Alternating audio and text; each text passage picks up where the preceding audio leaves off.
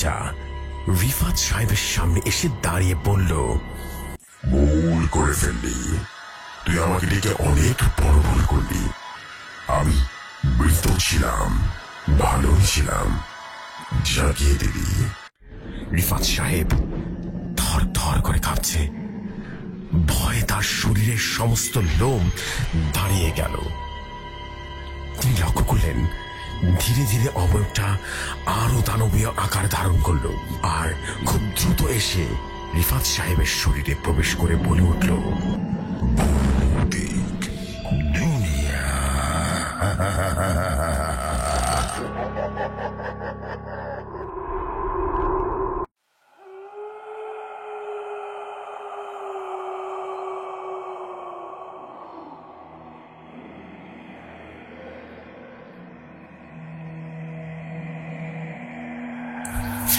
যেভাবে লেখা আছে সেভাবেই পড়ছি। রবীন্দ্রনাথ তান্ত্রিক এক ভয়ঙ্কর অভিশাপ। বৃদ্ধ রবীন্দ্রনাথ তান্ত্রিক এক পুরনো কাঠের চেয়ারে বসে আছেন। চারপাশে মোমবাতির মৃদু আলো, তার সামনে বসে আছে তার নাতি অর্ক। অর্ক আজ দাদুর মুখ থেকে এক ভয়ঙ্কর ঘটনা শুনতে চায়, কিন্তু রবীন্দ্রনাথ তান্ত্রিক ধীরে ধীরে বললেন, তুই যে গল্প শুনতে চাস তা কিন্তু তোর জন্য নয়, এটা বেশ ভয়ঙ্কর ঘটনা, সত্য ঘটনা যা জানার পর কেউ আর স্বাভাবিক থাকে না। অর্কর কৌতূহল যেন আরো বেড়ে গেল। সে বলল, দাদু আমি ভয় পাই না, তুমি বলো না প্লিজ। রবীন্দ্রনাথ তান্ত্রিক দীর্ঘশ্বাস ফেলে বললেন, এটা সেই সময়ের কথা যখন প্রথমবার শয়তানের ছোঁয়া আমি নিজে অনুভব করেছিলাম। তখন আমি তান্ত্রিক বিদ্যা শিখছি কেবল। গুরুজি বলেছিলেন কিছু শক্তি আছে যা জাগানো উচিত নয়, কিন্তু আমি ছিলাম ঠিক তোমার মতোই কৌতূহলী। আমি জানতাম এমন কিছু শক্তি আছে পৃথিবীর বুকে যা মানুষকে দেবতার সামনে সমান শক্তি দিতে পারে। আমি চেয়েছিলাম সেই শক্তি, আর এটাই আমার জীবনের সবচাইতে বড় ভুল ছিল। একদিন এক রহস্যময় মানুষ এলো আমার কাছে, তার নাম ছিল কাপালিক। সে বলল, তোর যদি সত্যিকারের শক্তি পেতে হয় তাহলে তোকে কালো মন্দিরে যেতে হবে। আমি শুনেছিলাম কালো মন্দিরের নাম, সেখানে নাকি কেউ প্রবেশ করে না, সেখানে একবার গেলে নাকি ফিরে আসা অসম্ভব। বলা হয় ওখানে শয়তানের বসবাস। কিন্তু আমি আর থামিনি। আমি ঠিক করলাম আমি সে মন্দিরে যাব, আর সেই সিদ্ধান্তটা আমার সবচাইতে বড় ভুল ছিল। আমি আর দেরি করলাম না, গভীর রাতে কালো মন্দিরে গিয়ে পৌঁছালাম। মন্দিরটা ছিল পুরোপুরি ধ্বংসপ্রাপ্ত, ছাদের অনেকাংশে রীতিমতো ভেঙে পড়েছে। কিন্তু ভেতরে ঢোকার পর আমি যা দেখলাম তাতে আমার শ্বাস রীতিমতো আটকে গেল। মাটিতে এক অদ্ভুত লাল চিহ্ন ছিল, চারপাশে পোড়া গন্ধ, বাতাসে একটা কণ্ঠস্বর ফিসফিস করছে। ঠিক তখনই আমি অনুভব করলাম কেউ আমাকে দেখছে। আমি পেছনে তাকালাম, লক্ষ্য করলাম কেউ নেই সেখানে। কিন্তু আমি জানতাম আমি এখানে একা নই, কখনো হতেই পারে না। আমি মন্দিরের ভেতরে আরো গভীরে ঢুকলাম। ঠিক মাঝখানে একটা কালো পাথরের মূর্তি ছিল। সেই মূর্তির মুখ মানুষের মতো ছিল, কিন্তু চোখ ছিল একদম গর্তের মতো ফাঁকা। তার ঠোঁটের কোণে এক বিকৃত হাসি ছিল। তার হাতে পুরনো তারা লাগানো কফিন ছিল। ঠিক তখনই আমি শুনতে পেলাম এক ভয়ঙ্কর গলায় কারো একজন ডাক, এখানে এসেছিস কেন? কেন এসেছিস? আমি আতঙ্কে পিছিয়ে গেলাম। আমি চারপাশে তাকালাম, কিন্তু কাউকে দেখতে পেলাম না, কাউকে না। কিন্তু ঠিক তখনই মূর্তির পেছন থেকে একটা ছায়া নড়ে উঠলো। আমি বুঝতে পারলাম আমি ভুল জায়গায় চলে এসেছি। আমি পালানোর চেষ্টা করলাম, কিন্তু আমার পা নড়ছিল না, একদম নড়ছিল না। আমি অনুভব করলাম আমার শরীর পুরো অসাড় হয়ে যাচ্ছে। আমার চারপাশের বাতাস ঘূর্ণিঝড়ের মতো বইতে শুরু করলো। আমি দেখলাম মূর্তির গর্তের মতো চোখ দুটো রীতিমতো কালো ধোঁয়া বেরিয়ে আসছে। ঠিক তখনই আমি দেখলাম কফিনের তালার নিচ থেকে খুলে গেল। কফিনের ভেতর থেকে একটা কালো হাত বেরিয়ে এলো। আমি চিৎকার করে উঠলাম। ঠিক তখনই বিকট গলায় কে যেন বলে উঠল, তুই আমাকে জাগিয়ে তুলেছিস, এখন তোকে আমার দাসত্ব স্বীকার করতে হবে। স্বীকার করে নে আমি তোর প্রভু। আমি হতভম্ব হয়ে গেলাম। আমি বুঝতে পারলাম আমি ফাঁদে পড়ে গেছি। আমি অনুভব করলাম আমার শরীরের ভেতরে কিছুটা ঢুকে পড়েছে। আমার দেহ কাঁপছিল, যেন কেউ আমার রক্তের ভেতরে আগুন ঢেলে দিয়েছে। আমি দেখলাম আমার হাতের তালুতে সবচেয়ে অদ্ভুত সব প্রতীকী ফুটে উঠেছে। ঠিক তখনই আমি আবারও কান পেতে শুনতে পেলাম এক বিকট হাসি, বিকট। আমি আয়নার দিকে তাকালাম। আমি দেখলাম আমার প্রতিচ্ছবিটিকে আমার মতো আর নেই। তার চোখ কালো হয়ে গেছে, তার বুকে অদ্ভুত এক বিকৃত হাসি, তার গলা দিয়ে কেমন যেন আর ফিস ফিস করছে। তুমি এখন আমার আমার রবিনাথ। আমি যেন আতঙ্কিত হয়ে চিৎকার করে উঠলাম। সে রাতের পর থেকে আমি কখনো স্বাভাবিক হতে পারিনি, কখনো না। আমি এখনো মাঝ রাতে মাঝে মাঝে সে ফিসফিসানির শব্দ শুনতে পাই। আমি মাঝে মাঝে আয়নায় নিজের চেহারা দেখি, কিন্তু সে আমার আগের মতো নয়। সামান্য একটা কৌতূহল আমাকে সারা জীবনের জন্য অভিশপ্ত করে দিয়েছিল। কৌতূহল, আমি জানি সে রাতে কিছু একটা আমার ভিতরে ঢুকে পড়েছিল। আমি পজেস্ট হয়ে গেছিলাম, পজেস্ট। আমি জানি না এখন আমি কি আছি কিনা, নাকি আমি আগে হারিয়ে গেছি। তো যাই হোক, বৃদ্ধ রবীন্দ্রনাথ তান্ত্রিক ধীর গলায় তার নাতি অর্কের দিকে তাকালেন। তার চোখের এখনো সে ভয় লুকিয়ে আছে। তার হাতের চামড়ায় এখন সে অদ্ভুত কালো চিহ্ন টানানো দেখা যাচ্ছে। তার কণ্ঠস্বর থর থর করে কাঁপছিল। তিনি বললেন, তুই আমাকে জিজ্ঞেস করি না আমি মুক্তি পেয়েছি কিনা, তাই না? আমি জানি না আজ আমি মুক্ত হয়েছি কিনা, আমি জানি না। কিন্তু তুই এই গল্পটা শোনার পর তুই এখনো চাইবি মুক্তি, বলতো? হ্যাঁ। অর্ক যেন থেমে গেল, তার গলা মুহূর্তেই শুকিয়ে গেল। সে বুঝতে পারছিল দাদু এমন কিছু বলতে চলেছে যা তার পুরো বিশ্বাস এবং বাস্তবতাকে ছাপিয়ে দেবে। রবীন্দ্রনাথ তান্ত্রিক ধীরে ধীরে বললেন, শয়তান কাউকে সহজে ছাড়ে না, কাউকে না। আমি মুক্তি চেয়েছিলাম, কিন্তু মুক্তি কি আসলে সম্ভব? সে রাতে যখন আমি কালো মন্দিরের শয়তানের মুক্তির দরজা খুলে ফেললাম, আমি জানতাম না আমি কি করেছি। আমি অনুভব করেছিলাম আমার শরীর এখন শুধু আমার নয়। আমার কথা বলতে চাইলাম, কিন্তু আমার গলা দিয়ে বিকৃত কণ্ঠস্বর বের হতো। আমি পুরোপুরি তার আয়ত্তে চলে এসেছিলাম, সেই জিনের আয়ত্তে চলে এসেছিলাম। সেই শয়তান আমার উপর ভর করেছিল। আমি জানতাম কিছু একটা আমাকে নিয়ন্ত্রণ করছে। আমি পালানোর জন্য মন্দিরের বাইরে দৌড়ে গিয়েছিলাম, কিন্তু তখনই আমি শুনতে পেয়েছিলাম কারো ফিসফিসানির শব্দ। কেউ বলছিল, তুই এখনো বলিসনি রবীন্দ্রনাথ, কিন্তু তুই মরতে চলেছিস। আমি আতঙ্কিত হয়ে পেছনে দেখালাম, লক্ষ্য করলাম কেউ নেই সেখানে, কেউ নেই। তবে আমি বুঝতে পারলাম আমি আর এখন আর একা নই। আমি আবারও সামনের দিকে তাকালাম, আয়নার দিকে তাকালাম। আমি নিজের হাত ও তালু দেখলাম, সেখানে কালো চিহ্ন ফুটে উঠেছে। আমি আমার প্রতিচ্ছবির দিকে তাকালাম, আর ঠিক তখনই আতঙ্কিত হয়ে এক ধাপ পেছনে সরে গেলাম। আয়নায় ভিতরে আমি আমার মতো দেখতে, কিন্তু তার চোখ মনে একদম কালো হয়ে গেছে। সে কিরকির করে হাসছে, অস্বাভাবিক বিকৃত হাসি। তার ঠোঁটটা নড়ল আর বলল, রবীন্দ্রনাথ, তোর ভেতরে আমার বসবাস, তুই পালাতে পারবি না।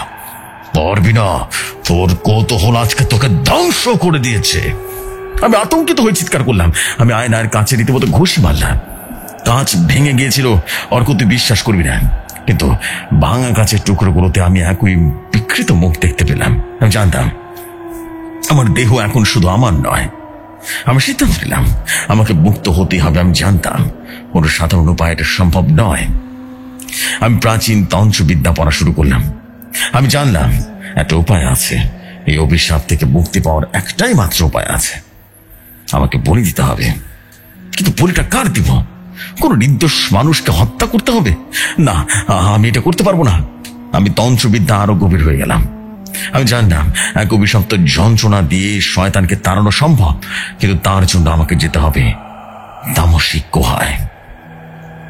তামসিক গুহা, যেখানে শত শত বছর ধরে অভিশপ্ত আত্মারা আটকে আছে, যেখানে প্রাচীন শয়তানরা রক্ত এখনো প্রবাহিত হয়। সেখানে গেলে ফিরে আসা অসম্ভব, একেবারেই অসম্ভব। কিন্তু আমি যদি মুক্তি চাই, তাহলে আমাকে যেতেই হবে। আমি তামসিক গুহার ভেতরে প্রবেশ করলাম। ভেতরে ঢুকতে আমি শুনতে পেলাম ক্যাসেম বলল, তুই মুক্তি চাস? আমি বুঝতে পারছিলাম আমার হাত পা কাঁপছে, বাটি যেন নড়ে উঠছে। আমি সামনে তাকালাম, একটা বিশাল ছায়ার মধ্যে, বিশাল, অর্ক তোকে বিশ্বাস করতে পারবি না, বিশাল বড় লম্বা, হাতগুলো লম্বা, শরীর যেন আকাশ চুম্বি, তার কোনো চোখ নেই, চোখ দুটো গর্ত, তার মুখ একেবারে খলখল করে হাসছে। সে বলছে, রবিনাথ, মুক্তি চাস আমার অভিশাপ থেকে? আমি বললাম, হ্যাঁ আমি মুক্তি চাই, আমি আর কোনোদিন এই কৌতূহল করবো না, আমাকে মুক্তি দিন। সেটা হাসি দিল, বিভৎস হাসি, আর বলল, তার একটা বলি দে, বলি। আমি কাঁপতে বলতে বললাম, আমি কাউকে মারতে পারবো না, সম্ভব না। সে ধীরে ধীরে আমার সামনে আসলো, এসে দাঁড়ালো, এরপর ফিস করে বলল, তাহলে তোর নিজের আত্মা দে। আমি আতঙ্কিত হয়ে বললাম, মানে? তখন সে বলল, তুই যদি মুক্ত হতে চাস তবে তুই শরীর থেকে বেরিয়ে আয়। আমি হতভম্ব হয়ে গেলাম। আমি যদি মুক্ত হতে চাই তাহলে আমার নিজেকে হত্যা করতে হবে, আর আমি যদি শয়তানের হাত থেকে বাঁচতে চাই তাহলে আমার আত্মাকে ছেড়ে দিতে হবে। কোনটা করবো আমি বুঝে উঠতে পারছিলাম না, মাথা কাজ করছিল না। এই শয়তান আমাকে কখনোই মুক্তি দিতে পারবে না, সম্ভব না, সে আমাকে আটকে ফেলেছে। আমি আর জানি না আমি আদৌ মুক্তি পেয়েছি কিনা। আমি গুহা থেকে বেরিয়ে এসেছিলাম, কিন্তু সেই রাতে আমি ঘুম থেকে উঠলাম, আয়নার দিকে তাকালাম, আমি দেখলাম আমার হাতের সেই চিহ্নটুকু ধীরে ধীরে মুছে যেতে শুরু করেছে, কিন্তু পুরোপুরি মুছে যায়নি। আমি শুনলাম একটা ফিসফিসানির আওয়াজ, কে বলছে, তুই কি আসলে মুক্ত রবিনাথ? আমি জানি না, আমি এখনো মাঝে মাঝে আয়নার সামনে কাউকে দেখি, আমি এখনো মাঝে মাঝে ফিসফিসানের সেই শব্দটা শুনতে পাই। আমি জানি না অর্ক, আমি জানি না আমি আজও মুক্ত কিনা। আমি এই ঘটনাটা তোমাকে জানাতে চাই না, জানাতে কখনোই চাইনি, কিন্তু আমাকে বাধ্য হয়েছি, আজকে বাধ্য হয়ে আমি তোমাকে আজকে ঘটনাটা জানালাম। পুরো ঘটনাটা শুনে অর্ক যেন হতভম্বের মতো তাকিয়েছিল, থর থর করে কাঁপছিল, এবং অর্ক দাদুকে বলল, দাদু, তুমি বেঁচে আছো, এটাই তো অনেক, আমাদের আর কিচ্ছু দরকার নেই। দাদু, তুমি সবসময় এভাবে থেকো আমাদের সাথে, তুমি সুস্থ আছো, দোয়া করি তুমি সবসময় ভালো থাকো। জেফরি ভাই, এই ছিল ঘটনা। যদি ঘটনাটি ভালো লাগে তবে পড়ে শোনাবেন আপনার সুমধুর কণ্ঠে। আমি ফিরোজ খান বলছিলাম।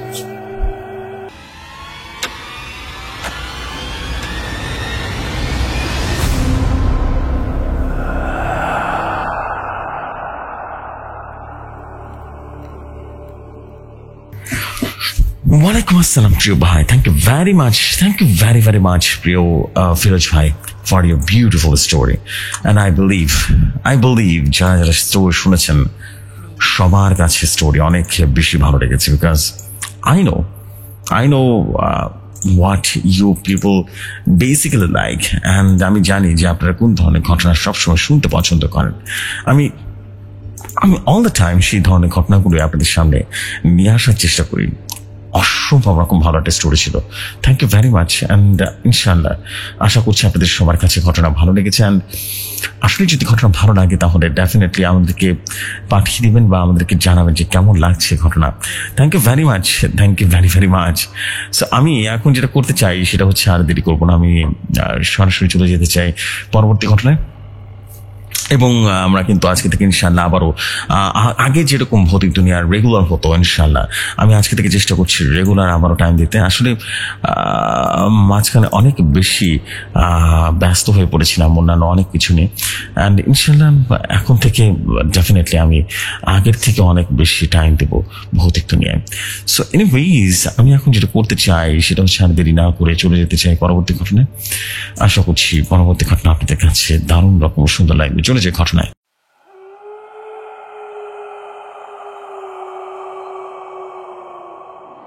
যেভাবে লেখা আছে সেভাবেই পড়ছি।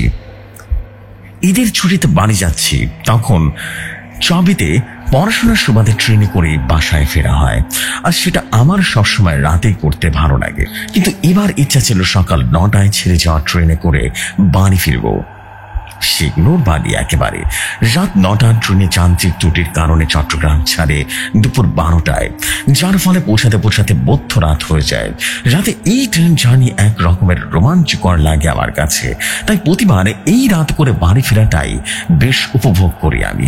রাতে এই অন্ধকারটা যেন খুব বেশি নিজেকে আপন করে নেয়, সব রহস্যময়তায় যেন কাছে দাঁড়িয়ে হাসে, আধারে মিশে যায়। আকাশ আজ মেঘের আড়ালে এক টুকরো চাঁদ মেঘগুলোকে সরিয়ে কখনো কখনো বেরিয়ে এসে তার উপস্থিতি জানান দিচ্ছে, আবার বা মেঘের আড়ালে হারিয়ে গিয়ে রহস্যময়তায় এক আলোর জগৎ সৃষ্টি করছে। চাঁদ, মেঘ আর রাতের শীতল বাতাস উপভোগ করতে করতে কখন যে আমার কাঙ্ক্ষিত স্টেশনে পৌঁছে গেছি খেয়াল হলো হুইসেলের শব্দে। স্টেশনে নেমে যেতেই কোনো এক অজানা কারণে মনটা হু হু করে উঠেছিল। কোনো এক শূন্যতা যেন ঘিরে ধরেছে আমাকে। সব ঠিক থেকেও মনে হচ্ছে কিছু একটা ঠিক নেই। বর্ষা রাত, আকাশ মেঘলা, চাঁদের দেখা হঠাৎ করে খুব একটা পাওয়া যাচ্ছে না।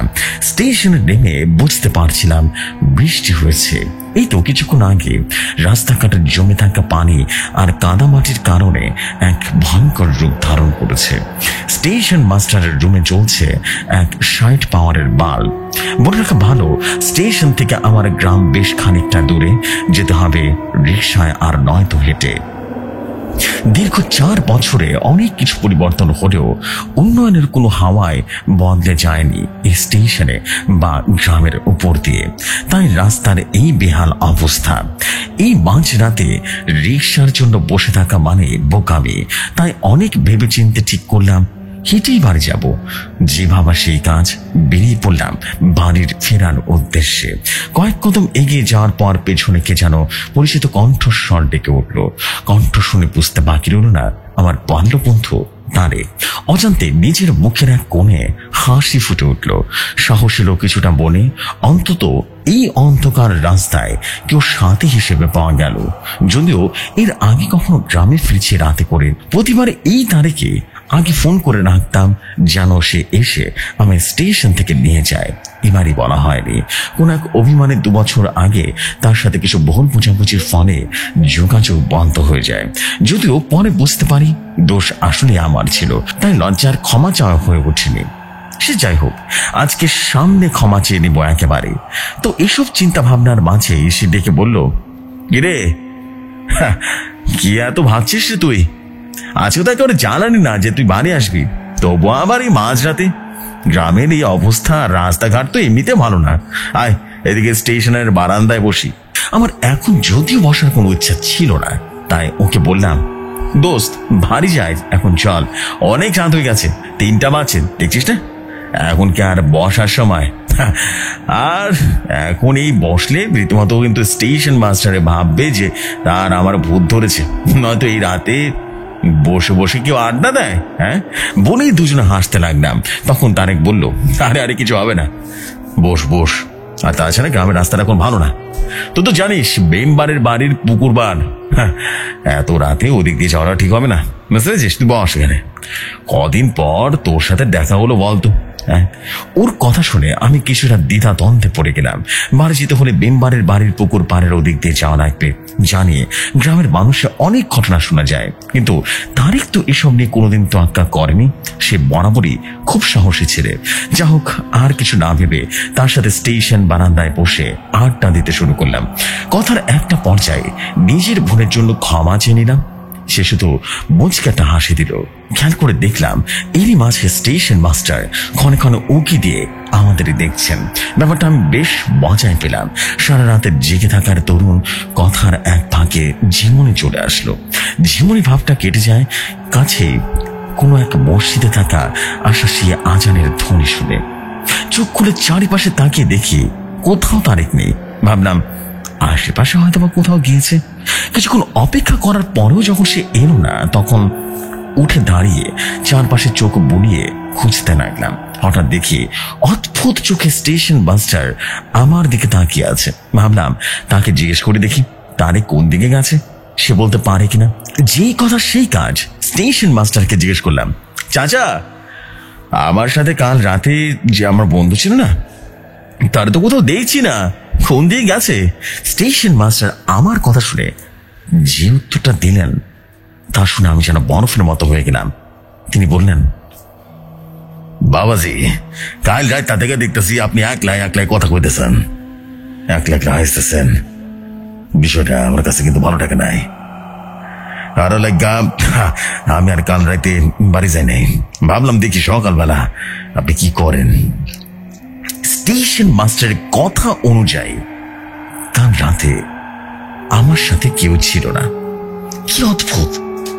অথচ আমার স্পষ্ট মনে আছে আমি তারেককে নিয়ে এই বারান্দার কোনায় কোনায় বসে আড্ডা দিচ্ছিলাম, নিজের বোনকে নিজেই বুঝালাম। হয়তোবা বৃদ্ধ মানুষ অন্ধকারে তেমন একটা ভাবে দেখতে পারেনি তারেককে। সেই ভেবে আপন মনে আমি বাড়ি চলে যাই। বাড়ি গিয়ে তারেককে জিজ্ঞেস করতে হবে আমাকে না বলে কেন চলে এলো। প্রায় 1 ঘন্টা রাস্তা হেঁটে বাড়ি এসেছি। সবাই আমাকে দেখে ভীষণ খুশি হলো। এত বছর পর আজ বাড়ি ফিরেছি বলে কথা। সারাদিন বাসার সবার সাথে আড্ডা দিতে দিতে খাওয়া দাওয়া করে সময় করিয়ে বিকেল হয়ে গেল। বুঝতেই পারলাম না কখন সময় চলে গেল। ভাবলাম এবার তারেকের বাড়িতে যাওয়া যায়। বাড়ি থেকে ঘুরতে বের হচ্ছি বলে তারেকের বাড়িতে গেলাম। ওদের বাড়ির সামনে তারেকের নাম ধরে কয়েকবার ডাকার পর তার বাপ বেরিয়ে এলো। কুশল বিনিময় করে জিজ্ঞেস করলাম, চাচি তারেক কোথায়? কাল রাতে তো আমাকে একা ফেলে চলে এলো স্টেশন থেকে। এখন কই সে? নিশ্চয় ঘুমাচ্ছে, তাই না? ওকে একটু ডেকে দেন না। আমার কথা শুনে চাচি কেমন যেন করে আমার থেকে তাকিয়ে থাকলো। আমি আবারও জিজ্ঞেস করলাম, কি হলো চাচি? কথা বলছেন না কেন? কি হয়েছে? আপনি যেন আমার কথাটা শুনে বেশ চিন্তার মধ্যে পড়ে গেছেন। কি হয়েছে বলুন না। কি হলো চাচি? তাদের কি বাড়িতে নেই নাকি বাজারে গেছে, কোনটা? তখন চাচি যা বললেন তা শোনবার জন্য আমি মোটেই প্রস্তুত ছিলাম না। চাচি বললেন, কি কও বাবা, তারেক তোমার লোকে কাল রাতে কেমনে স্টেশনে থাকবো? তারেক তো 1 বছর আগে মরে গেছে, 1 বছর হয়ে গেছে। এই বলে চাচি কান্নায় ভেঙে পড়লেন। আমি কি বলবো বুঝে উঠতে পারছিলাম না। শব্দগুলো যেন থমকে গেছে। চাচা এসে চাচিকে সান্ত্বনা দিতে দিতে বললেন, অরে বাপ, তারেক তো বছর খানেক আগে মারা গেছে। বাজার থেকে মাঝরাতে আড্ডা দিয়ে বাড়ি ফেরার সময় ও কিসটা হয়েছিল। সকাল থেকে অনেক খোঁজাখুঁজির পর মেম্বার বাড়ির পুকুরে তার লাশ পাওয়া গেছিল। কত কইরা না করছিলাম কত রাতে পুকুরে না যাইতে। মানুষের মুখে শোনা যায় ওই পুকুরটা ভালো না, একেবারে ভালো না। কে শোনে কার কথা বাবজান? আমার কথা না শোনা সাহস দেখা জীবনটাই দিয়ে দিল। এই দেখো বাবদান, ওর কবর, এই যে ওর কবর। আমি হতভম্ব হয়ে তাকিয়ে থাকলাম। আমি কবরটার দিকে এক দৃষ্টিতে তাকিয়ে আছি। চাচা চাচির সব কথা যেন আমার মাথার উপর দিয়ে যাচ্ছিল। মাথা ভন ভন করে ঘুরছে। মনে হচ্ছে ওই কবরের পাশে তারেক দাঁড়িয়ে হাসছে, রহস্যময় এক হাসি। কানে বাঁধছে সে স্টেশনে বলা কথাগুলো। তুই গ্রামে আবি, আমি তরে স্টেশন থেকে নিতে আসবো নে।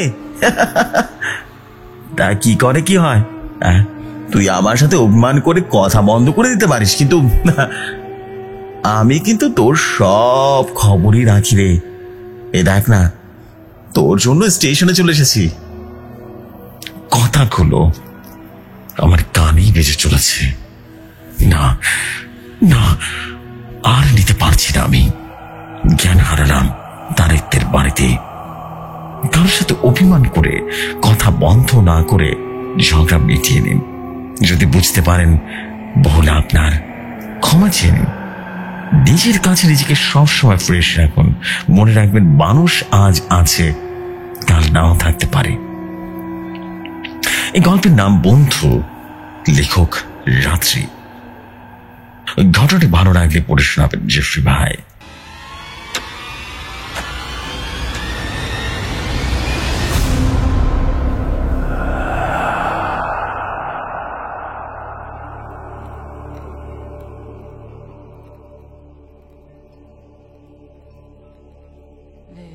Oh my God! What a beautiful story man. এটা কি বলে horror story? Wow, suspense, psychological story, wow. এই ধরনের ঘটনা যে আমি কত পছন্দ করি আপনার থেকে কিভাবে বোঝায় মাই feelings. Basically this is absolutely masterpiece story ছিল, অনেক ভালো একটা স্টোরি ছিল। অ্যান্ড আই বিলিভ যে আপনাদের সবার কাছে স্টোরি অসম্ভব রকম ভালো লেগেছে। স্টোরিটা আসলেই অনেক সুন্দর। ওয়াও, জাস্ট ওয়াও স্টোরি ছিল। Thank you very much, thank you very much. And আশা করছি আপনার পরবর্তী ঘটনা আমি খুব দ্রুতই পেয়ে যাব। চলে যাই আমরা পরবর্তী স্টোরিতে। আশা করছি নেক্সট স্টোরি চোস লাগবে। চলে যাই ঘটনায়।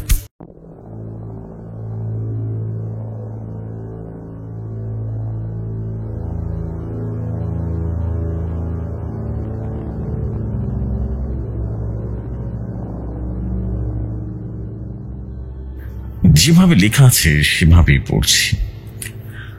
আসসালামু আলাইকুম লিসনার্স গণ এবং জেফরি ভাই, আশা করি আল্লাহর রহমতে সবাই ভালো আছেন। আমিও আল্লাহর রহমতে অনেক ভালো আছি। তো চলে আসলাম অনেক দিন পর আমার সাথে ঘটে যাওয়া ভয়ঙ্কর এক ঘটনা নিয়ে। ঘটনা ভালো লাগলে অবশ্যই পড়ে শোনানোর আবদার রইল। বেশি কথা না বাড়িয়ে আমি ঘটনায় চলে যাই। আমার নাম শাকিল ইসলাম আপন। আমার বাসা টাঙ্গাইল জেলা মধুপুর থানা ধামাবাসুরি গ্রামে। আমি বর্তমানে সৌদি আরবে আছি। প্রায় 1 বছর 6 মাস হয়ে যাচ্ছে। আমি সৌদি আসার পর প্রথম রিয়াদে অবস্থান করি। সেখানে আমার দালাল কাজ হিসেবে বলে নিয়ে যায়। সেখানে বেশ অনেক দিন বসে থাকি, কিন্তু কাজ দেয় না। হঠাৎ একদিন এসে বলে আমাকে নাকি মদিনা যেতে হবে কাজের জায়গায়। তো আমি আর কিছু না বলে চলে যাই মদিনায়। আমি আগে জানতাম না যে আমাকে বাদশা কাজ দেবে, ওটাও জানতাম না। সেখানে আমার জন্য কি অপেক্ষা করছিল, আমাকে বলা হয়েছিল হোটেল ক্লিনারের কাজ দেবে। তো যাই হোক, আমি সেখানে চলে গেলাম। মদিনা যাওয়ার পর আমাকে আমার কফিল এসে সেই বাদশায় নিয়ে গেল। আমার কফিলের ছিল 2টা মাজরা। আমরা অনেকেই জানি সৌদি আরবে বাদশাগুলো মরুভূমির মধ্যে থাকে, আর বাদশা বলতে বোঝায় কৃষিক্ষেত বা বাগান বা খামার। আমার কফিলের ছিল 2টা মাজরা। একটা ছিল খেজুর, উট বা দুম্বা পালতো।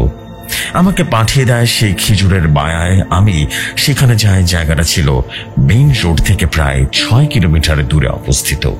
আশেপাশে কোনো বাসা বাড়ি নেই কোনো মানব বসতি। জায়গাটা দূর থেকে দেখে ভয় লাগছিল। সেখানে ছিল 2টি থাকার রুম। আমি এসে দেখি একজন বয়স্ক লোক সেখানে থেকে মনে হলো পাকিস্তানি কাছে গিয়েছে এবং কথা বললাম। হ্যাঁ, পাকিস্তানি সেই মাছটার দেখাশোনা করে। সে এখন দেশে চলে যাবে, তাই আমাকে নিয়ে আসলো। সবকিছু দেখে শুনে আমার সেইখানে কাজ করতে মন চাইছে না, শুধু দেশে চলে আসতে ইচ্ছা করছিল। আমরা সবাই জানি সৌদি আরবের গরমটা একটু বেশি পড়ে, তার মধ্যে মরুভূমির তো কথাই নেই। তা যাই হোক, পরিবারের কথা চিন্তা করে রাজি হয়ে যায়। কাজ করতে তো অনেক দূরের পথ গিয়েছে, তাই সেদিন আর দেরি করলাম না, রেস্ট নেই। সন্ধ্যায় আমার ঘুম ভেঙে যায়। উঠে দেখি সেই চাচাটা নেই। খুব ভয় লাগছিল। আমার মনে হয় হয়তোবা কোনো কাজ কোথাও গিয়েছে। সে আমার জন্য রান্না করে রেখে গিয়েছে। আমি ফ্রেশ হয়ে খেয়ে আবারও শুয়ে পড়ে। সেদিন আর তেমন কিছু হয়নি। পরদিন সকালে সে এসে আমাকে ডেকে তুলে তার সাথে নিয়ে যায়। কাজ করতে করতে তার সাথে অনেক কথা হয়। আমি তাকে জিজ্ঞেস করি, আচ্ছা আপনি কাল কোথায় চলে গিয়েছিলেন? সে বলল, আমি এইখানে থাকি না, আমি থাকি এইখান থেকে প্রায় 4 কিলোমিটার দূরে। আমি তাকে বললাম, কেন থাকেন না? সে আমাকে আর কিছু না বলে চুপ করে থাকে। কিছুক্ষণ পর সে বলল, তুমি নতুন মানুষ, রাতে একা বের হবে না। কোনো আওয়াজ টাওয়াজ বা ডাক দিলে রুম থেকে বেরিয়ে আসবে না, কেমন? আমি বললাম, কিন্তু কেন? সে বলল, সোমালিয়ার লোক আসে তো, তারা এসে চুরি করে নিয়ে যায় সবকিছু। তার কথা শুনে আমি কিছু সন্দেহ না করে মনে হচ্ছে সে কিছুটা আমাকে লুকাচ্ছে। কাজ শেষ করে সে আমাকে বলে যায় আমি গোসল করে রান্না করে ফেলি। রাতে বাসায় কথা শেষ করে খাবার খেয়ে শুয়ে আছি আর তার কথাগুলো ভাবতে ভাবতে কখন যেন ঘুমিয়ে পড়ি। হঠাৎ আমার ঘুম ভেঙে যায়। একটা শব্দে আমার ঘুমটা ভেঙে যায়। শব্দটা হচ্ছিল এমন যে গলা কেটে ফেলে যেমন আওয়াজ হয়, ঘর ঘর করে, ঠিক তেমন একটা আওয়াজ। আমার কেমন যেন ভয় লাগতে শুরু করলো। ঘড়িতে তখন সময় দেখি রাত 1:20। বেশ অনেকগুলো সময় সে আওয়াজটা হতে থাকে। আমি ভয় পেয়ে দোয়া দরুদ পড়তে থাকি।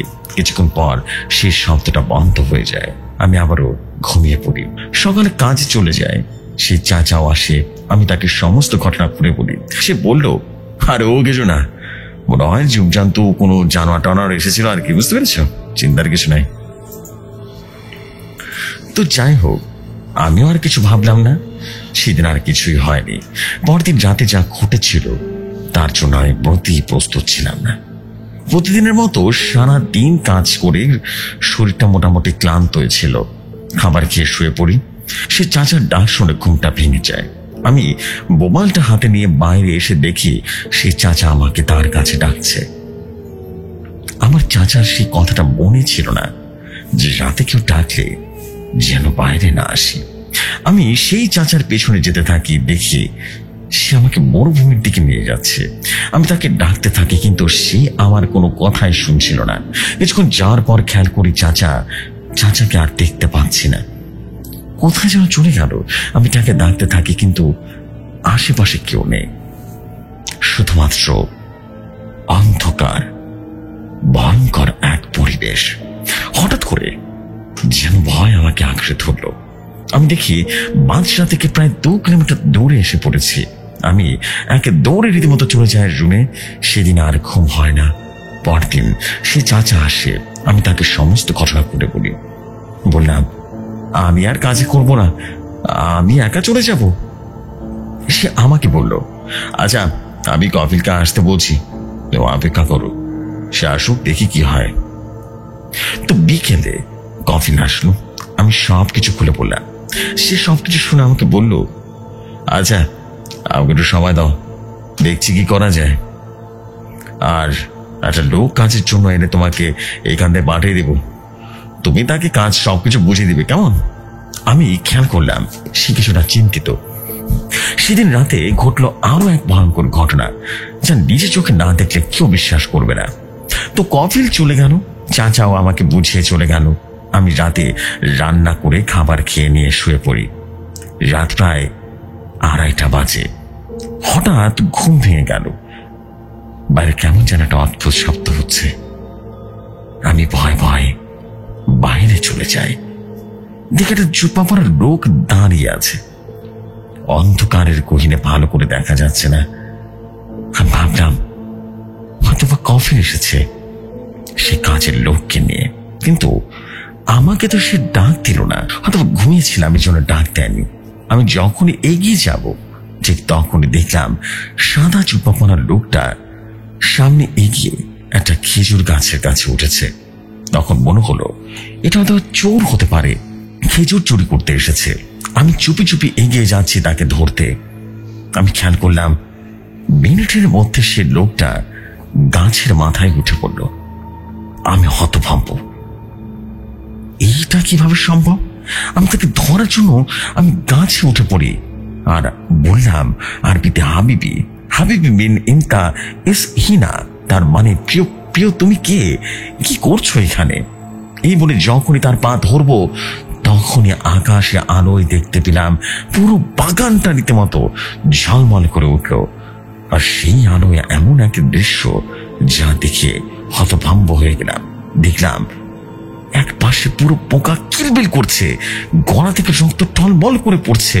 ভর্তি সাদা চুপ্পা পড়া লোকটা লাল হয়ে গেল। সে আমার দিকে তাকিয়ে অদ্ভুত একটা হাসি হাসলো। সে আমার দিকে তাকিয়ে বলতে লাগলো,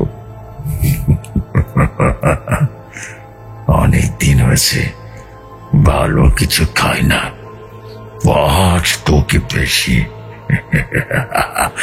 দেখি তুই কোথায় যাস। এই শুনে আমি গাছ থেকে নেমে পড়ে যাই। দেখি সেই লোকটা আমার সামনে দাঁড়িয়ে আছে। কি ভয়ঙ্কর তার দৃশ্য! গলা কাটা রক্ত ঠক ঠক করে পড়ছে, আশেপাশে মাটি সব ভিজে গেছে। কি দুর্গন্ধ, দম বন্ধ হয়ে যাওয়ার মতো অবস্থা আমার। মাথার এক পাশে রীতিমতো পোকায় খেয়ে ফেলেছে। এসব দেখে আমি নিজেকে আর ঠিক রাখতে পারলাম না। এক দৌড় দিব রুমের সামনে এবং সাথে সাথে এসে অজ্ঞান হয়ে যায়। পরে কি হয়েছে জানি না। চোখ খুলে দেখি আমার পাশে শেষ চাচা আর কফিল আর নতুন লোক দাঁড়িয়ে আছে। আমাকে কফিল জিজ্ঞেস করলো, কি হয়েছে তোমার? তুই বাইরে পড়েছিলে কেন? আমি রাতের ঘটনার সমস্ত ঘটনা খুলে বললাম। সবকিছু শুনে কফিল বলল, আচ্ছা আচ্ছা, আমি আজ তোমাকে অন্য জায়গায় পাঠানোর ব্যবস্থা করছি। সেদিন আমার ওখানে পাঠিয়ে দেয় রিয়াদ। পরে আমি চাচার কাছ থেকে সব শুনতে পারি। এই ঘটনার কারণ আমাকে তার ভাষায় বলেছিল। আমার কফিলের আব্বু, তারা ছিল 2 ভাই আর তারা বাবা এই বাগানটা তার ছোট ছেলেকে লিখে দেয়। এই দেখে আমার কফিল এরা আব্বু খুব প্রচন্ড পরিমাণে রেগে যায়। একদিন সে তার ছোট ভাইকে ডেকে আনে এবং এই বাগানে গলা কেটে হত্যা করে। সেই থেকে এইখানে ভয় আর কেউ কাজ করতে চাইতো না, সবাই ভয় ভয় পালিয়ে যায়। আর কিছুদিন পর শুনে কফিল সে বাগানটা একেবারেই বন্ধ করে দিয়েছে। সেই ঘটনার পর আমার 7 দিন এক টানা জ্বর ছিল। এখন আলহামদুলিল্লাহ অনেক ভালো আছি। তো এই ছিল আজকের একদম রিয়েল স্টোরি। আশা করি ঘটনাটি সবার কাছে ভালো লাগবে অবশ্যই শেয়ার করবেন। আর ঘটনায় সব কথা আরবিতে ছিল, তাই বাংলায় অনুবাদ করে লিখেছি। লেখার মধ্যে কোনো ভুল ত্রুটি হলে ক্ষমার সুন্দর দৃষ্টিতে দেখবেন। সবাই ভালো থাকবেন, সুস্থ থাকবেন, আমার জন্য দোয়া করবেন। আসসালামু আলাইকুম, আল্লাহ হাফেজ সবাইকে।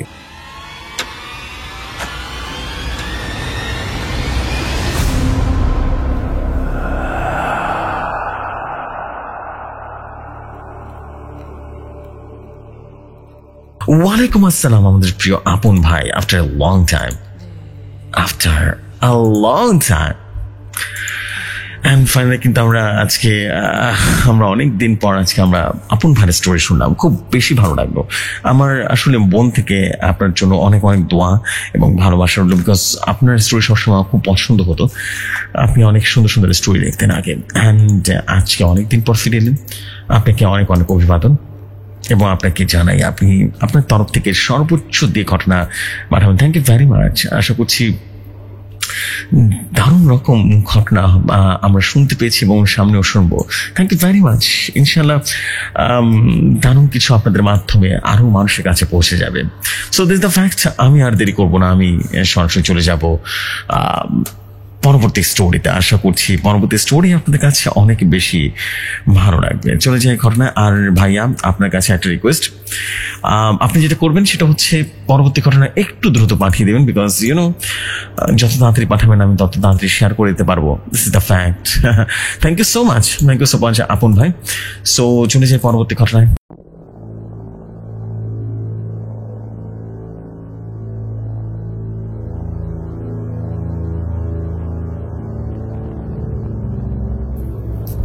যেভাবে লেখা আছে সেভাবেই পড়ছি।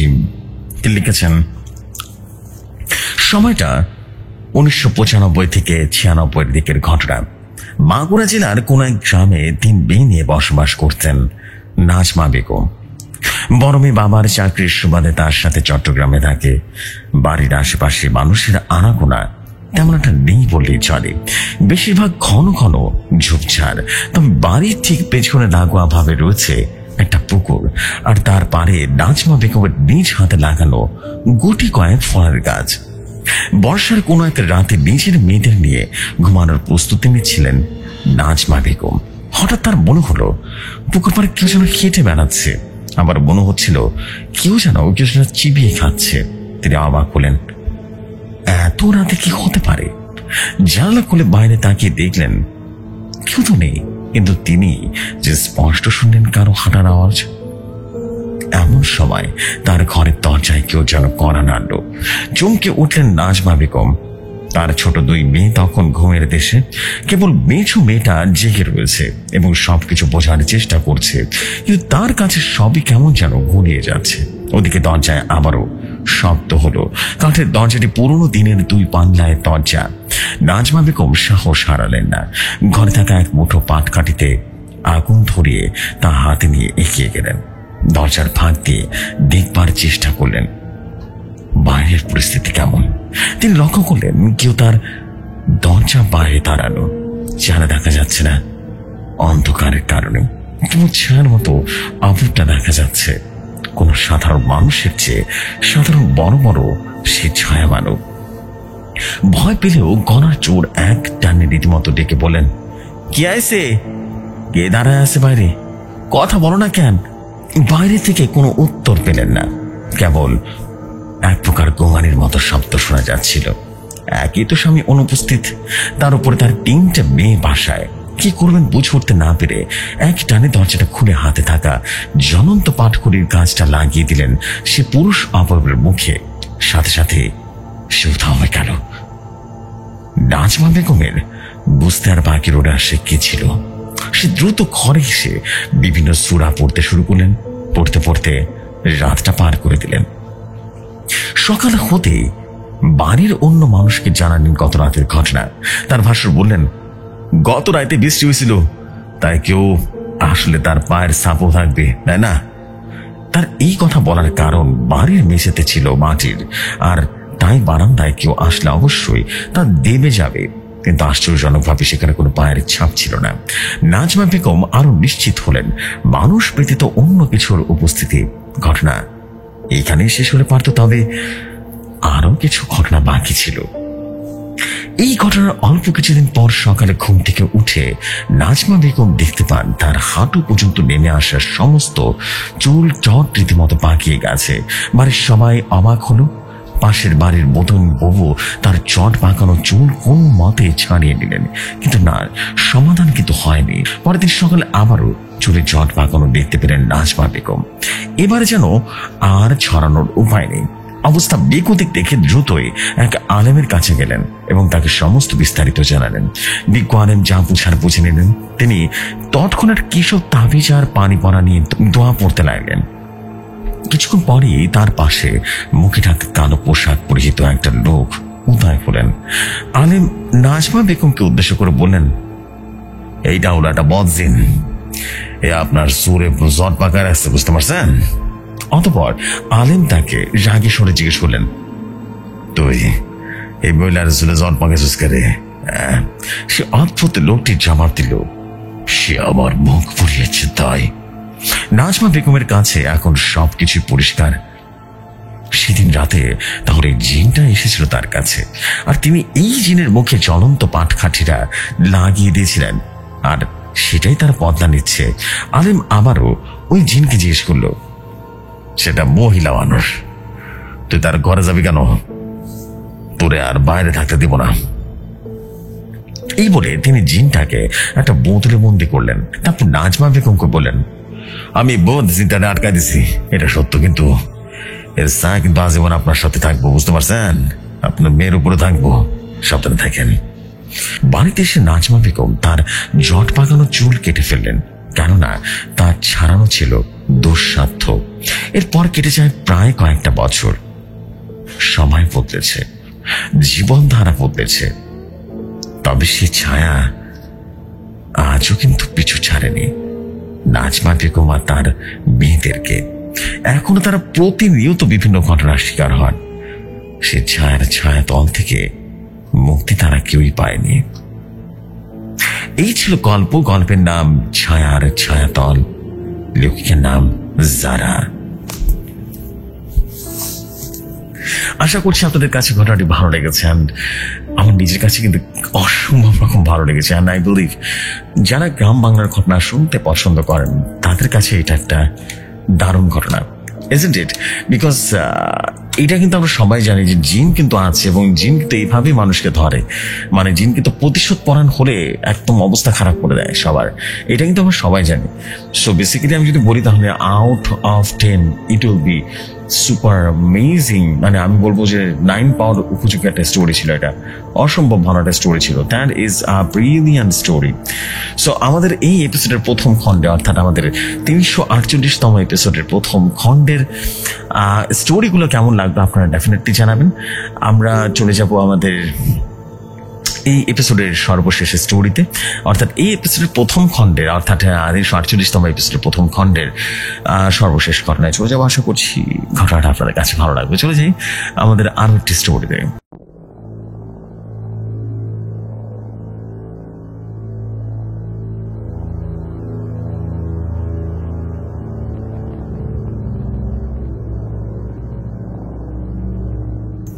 যেভাবে লেখা আছে সেভাবে পড়ছি। আমি সিলেট কৃষি বিশ্ববিদ্যালয় হুমায়ুন রশিদ চৌধুরী হলের ৪র্থ তলায় ৪৫৮ নম্বর রুমে থাকি। হলের সামনের দিক ছাড়া বাকি ৩ দিকেই বড় বড় ঢিলা, আর যেহেতু হলের কাছাকাছি কোনো লোকালয় ছিল না, তাই বেশ নির্জনই বলা চলে। ৪ তলা হলের ছাদটা ছিল চমৎকার এবং প্রায় সব ছাত্রদের ভীষণ পছন্দের একটা জায়গা ছিল। ছেলেরা ফোনে কথা বলতে এবং আড্ডা দিতে দিনের পাশাপাশি গভীর রাতেও ছাদে তো যেত। হঠাৎ করে এক শীতকালে সবাই বলাবলি করা শুরু করলো, ছাদে কিছু একটা আছে।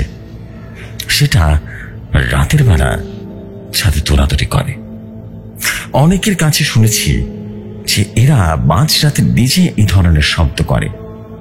সবার মুখে এমন কথা শুনলেও আমার বৃদ্ধমূল ধারণা ছিল ছেলেরা এইটা নিয়ে মজা করছে, যেহেতু শীতকাল, ফ্যান বন্ধ থাকে এবং অল্প স্বল্প শব্দ হলেও রাতে বেশি শোনা যায়, তাই হয়তোবা কেউ কোনো কারণ ছাড়া হয়তোবা ভয় পেয়েছে। বাকিরা এটাকে পুঁজি করে অন্যদেরকে ভয় দেখাচ্ছে, মজা করছে, এটাই আমার বিশ্বাস ছিল। ওই সময়টায় তাবলিগের লোকজনের সাথে মিশে আমি নিয়মিত নামাজ পড়তাম, এমনকি ফজরের নামাজও প্রায় নিয়মিত মসজিদে গিয়ে জামাতের সাথে পড়তাম।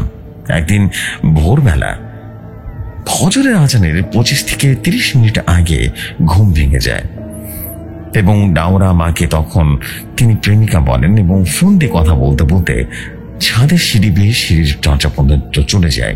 একদম সিঁড়ির দরজায় পৌঁছানোর পর দরজাটা টান দেওয়ার সাথে সাথে আমার কাছে মনে হলো আমার 1 কিংবা 2 হাত সামনে কারো হাঁটার শব্দ শুনলাম। যেহেতু অন্ধকার আর তখনও আজান হয়নি, তাই আমি হঠাৎ করে থেমে গেলাম। আমি ফোনটা কেটে দিয়ে আসলে শব্দ শুনলাম নাকি ভুল শুনলাম এটা ভেবে সিঁড়ির দরজাটা 1 মিনিটের মতো দাঁড়িয়েছিলাম সেখানে। এ সময় আমি স্পষ্ট শুনলাম দরজার ওপাশে কেউ হাঁটছেন। আমার মনে হলো তাহলে আমার মতো অন্য কেউ হয়তো বা ফোনে কথা বলছে। কথা বলতে বলতে ছাদে উঠেছেন আর হেঁটে হেঁটে কথা বলছেন। যেহেতু হলে কিছু কথা প্রচলিত ছিল, তাই খানিকটা ভয়ও লাগছিল। শঙ্কার কারণে আমি ছাদে উঠে না গিয়ে কিছুক্ষণ দাঁড়িয়ে রইলাম। আমার তখন তীব্র ইচ্ছা হচ্ছিল দরজাটা খুলে ওপাশে কি আছে সেটা দেখতে। শরীর এবং মন দুটোই আমাকে তীব্রভাবে ছাদের দিকে টেনে নিয়ে যাচ্ছিল, কিন্তু কেন জানি আমি না গিয়ে সেখানে দাঁড়িয়ে রইলাম। মাঝে 20 থেকে 30 সেকেন্ডের জন্য আমি নিচে গিয়ে সিঁড়িতে দাঁড়িয়ে দেখে এসেছিলাম 4 তলায় কেউ করিডোরে আছে কিনা। কাউকে না পেয়ে আবারও এসে উপরের দিকে একদম ছাদের উপরে মুখে দরজার বাইরে গিয়ে বসে পড়লাম। আমি আজও ভেবে পাই না এই অদ্ভুত কাজটা আমি কেন করলাম। ওই সময় আমি কেন রুমে না ফিরে ওখানে বসেছিলাম। 10 মিনিট থেকে 15 মিনিট পর আজান হলো। আজের 2 থেকে 4 মিনিট পরে আমার ব্যাচমেট এহসান অজু করতে উঠে অন্য রুমে ডাকাডাকি করাতে ওর কণ্ঠ শুনলাম। আমি সাথে সাথে ওকে ডাক দিয়ে নিয়ে গেলাম সে ছাদে যাব বলে। ও আমাকে জিজ্ঞেস করলো এখনো ছাদে কেন। আমি কিছু না বলে শুধু বললাম এমনিতেই, চল ভোরের ছাদ দেখে আসি কেমন লাগে। আমি আসলে দেখতে চাচ্ছিলাম এতক্ষণ কে হেঁটে হেঁটে কথা বলছিল। আমার মনে হচ্ছিল আমাদের কেউ ছাদে হেঁটে হেঁটে কথা বলছিল, কিন্তু ভয় আর দ্বিধায় দরজা পেরিয়ে ছাদের দিকে যেতে পারছিলাম না। এহসানকে পেয়ে ফোনের লাইটটা জ্বালিয়ে ছাদে উঠে পড়লাম। পুরো ছাদ ভালো করে খুঁজে দেখলাম ওখানে কেউ নেই, অথচ আমি 10 থেকে 15 মিনিট টানা স্পষ্টভাবে একদম আমার পাশে ছাদের দরজার ওপাশে হাঁটাহাঁটির শব্দ শুনেছি। এই ঘটনা আমি তেমন কাউকে শেয়ার করিনি। আমার মনে হয়েছিল আমার কথা শুনে অন্যরা ভাববে আমি ভয়ের কারণে অন্য কোনো শব্দ শুনে ভৌতিক কিছু ভেবে বসে আছি। এটা ভ্রম নাকি অন্য কিছু ভেবে স্বস্তি পাচ্ছিলাম না। এসব গান গপ্পের কারণে ওই সময়টায় ছেলেটার রাতে ছাদে যাওয়ার কমিয়ে দিয়েছিল কিছুটা। আমি নিজেই রাতে ছাদে যাওয়া বন্ধ করে দিলাম। এভাবে 3 থেকে 4 দিন যাওয়ার পর আমার মনে হলো এই ভয় দূর করা প্রয়োজন। তাই একদিন রাত আনুমানিক 12 থেকে 12:30টার দিকে 2 তলায় সৌরভের রুমে চলে গেলাম। ওকে কি এত কিছু না বলে শুধু বললাম চল আমরা ছাদে গিয়ে কিছুক্ষণ ঘুরে আসি। ওদের সব না বললেও আমার টার্গেটটা ছিল কেউ ফাজলামি করছে কিনা সেটা যাচাই করা। সৌরভ সাথে সাথে বলল, চল ঘুরে আসি। তখন আমি, সৌরভ আর রোমন ছাদে চলে যাই। ছাদে গিয়ে দেখি কেউ নেই, শুধুমাত্র আমরা তিনজন আছি। পুরো ছাদটা ফাঁকা। ছাদে তিনজন নানা বিষয়ে গল্প করা শুরু করলাম। 5 থেকে 10 মিনিট যাওয়ার পরে আমরা দূর থেকে বেশ মিষ্টি একটা সুগন্ধি পেলাম।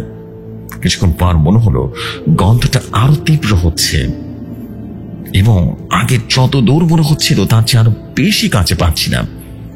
তখন আমার মাঝে এক প্রকার সন্দেহ তৈরি হলো, এটা কি ভ্রম নাকি এরাও পাচ্ছে গন্ধটা?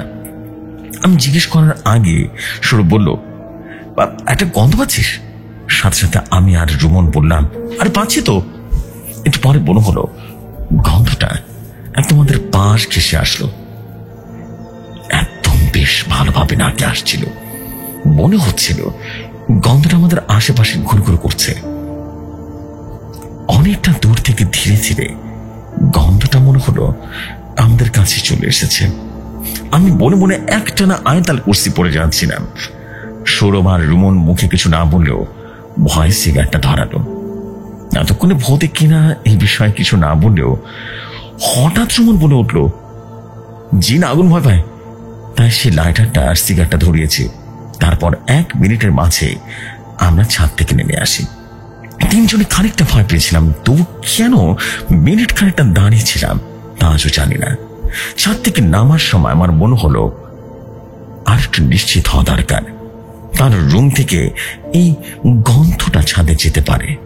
যদিও শীতকাল বাতাসে ছাড়া এমন হবার সুযোগ কম, তাও নিশ্চিত হতে আমি আর সৌরভ হলের যেসব রুমে লাইট চলছিল প্রায় সব রুমে নক করে জিজ্ঞেস করেছিলাম যে কেউ এয়ার ফ্রেশনার বা পারফিউম ব্যবহার করেছে কিনা।